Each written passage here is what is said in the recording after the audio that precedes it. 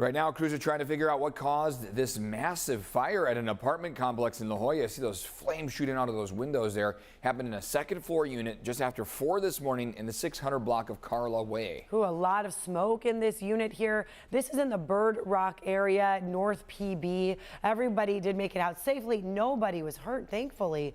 Quite a miracle, I mean, considering what you're seeing on your screens here. A total of 6 people are displaced now. And again, the cause of the fire is under investigation this morning.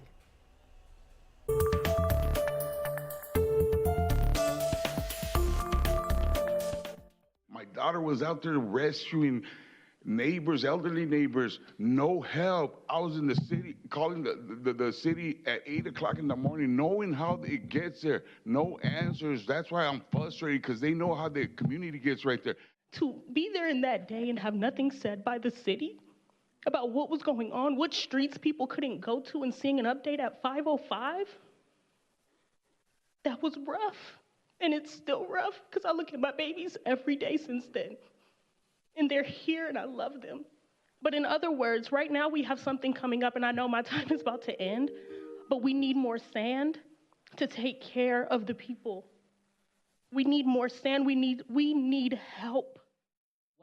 Many San Diegans are calling out the city of San Diego after flooding devastated their communities. The city council just ratified an emergency declaration, and this all comes as we have another storm on the way. Thanks for joining us here at 6 a.m., everyone. I'm Eric Connors. And I'm Netta Irampour. So glad you're joining us here this morning. We do have team coverage for you. CBS 8's Chris Groh has an update on National City residents who are being evicted after the flooding. Regina Yorita has a look at preparations as more rain is on the way. We do want to start with meteorologist Evan Narani to explain what this next storm is going to bring, Evan. Yeah, we're going to start with dry weather that continues over the course of the weekend that we just saw. Monday was a warm one. Today is going to be another warm one for us. Temperatures in the 70s out there, a lot of sunshine for today and tomorrow. No wet weather in the forecast over the next 48 hours.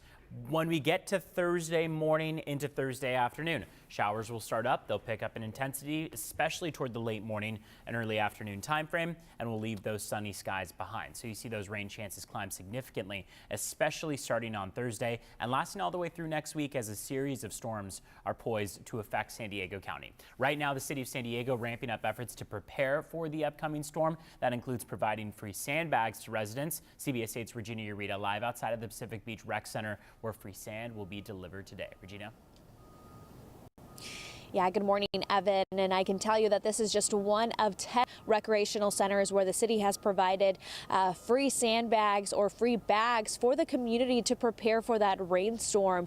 Now, as we prepare for that rainstorm, it is important to know safety protocols, especially if you're under a flood warning. So remember, do not walk or drive through flood waters. Know that just 6 inches of moving water can knock you down, and 1 foot of moving water can sweep your car away. And also remember to stay off bridges over fast moving water.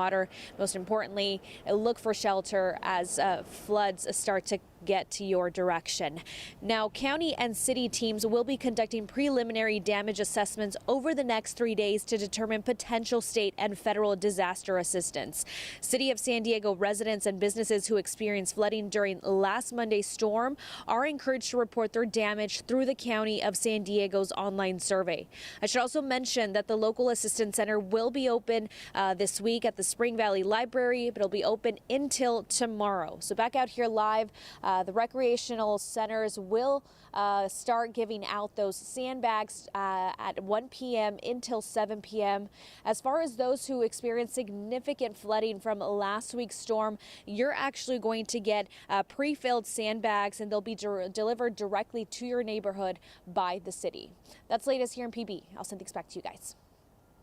Regina, thank you. And this morning we are learning National City has declared a state of emergency following last week's powerful storm. This as dozens of apartment and mobile home residents are being forced out of their homes with very little notice. CBS 8's Chris Groh joining us live in National City, working for you to find out if this is even legal to do. Chris.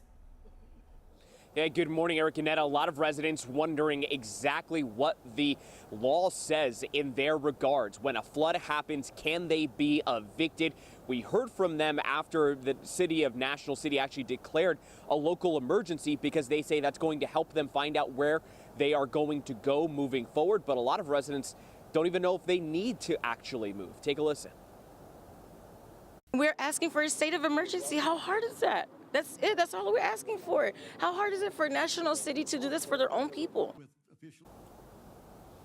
So again, residents here finally finding out that the city has declared that local emergency. That's going to help them get clear red tape, I should say, to get access to state and federal funds to help a lot of the people if they do need to go somewhere else. But as for those eviction notices, they were placed on doors after the flood.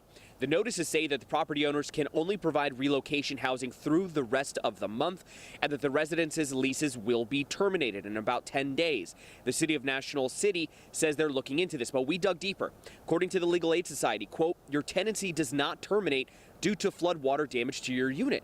To terminate your tenancy, your landlord must still follow the normal eviction process, and that, quote, a landlord may be required to provide a specific reason for your no-fault eviction, and they still need to provide relocation assistance under AB 1482.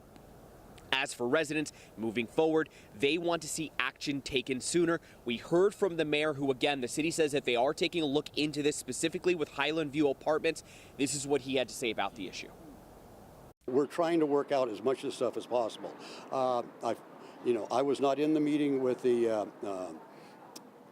property owners today. That was staff and attorneys with attorneys, and but I did hear it was, they thought it was very positive, was what was coming out of it, and that they're going to try to do everything that they can, and certainly beyond what they have to do legally.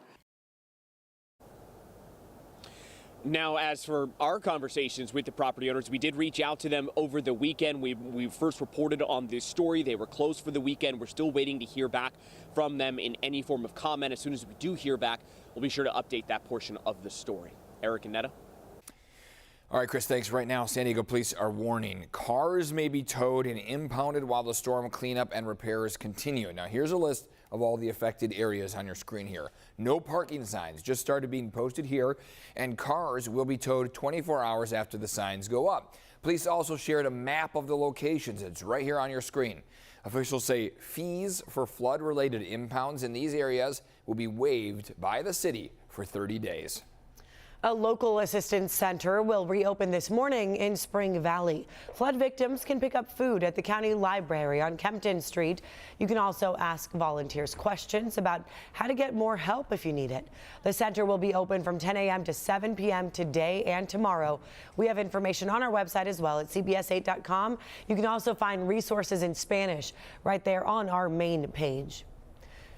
Another storm headed our way here, but today another nice sunny day. Beautiful out there. Okay. We enjoy the dry weather for the time being. More rain comes Thursday. Thursday is the start time. So Help you prepare, right? Yeah. Yes, exactly. Now is the preparation time, and also the time to get out, enjoy the walk or run before, things might need to be adjusted as we get into the end of the week. Let's talk about your rain chances. I mean, that's going to climb significantly by Thursday. Thursday, 100% chance. I mean, basically what we're seeing is that this first wave really affects us going into Thursday morning and midday, with some rainfall rates reaching 1/2 inch to 3/4 of an inch per hour.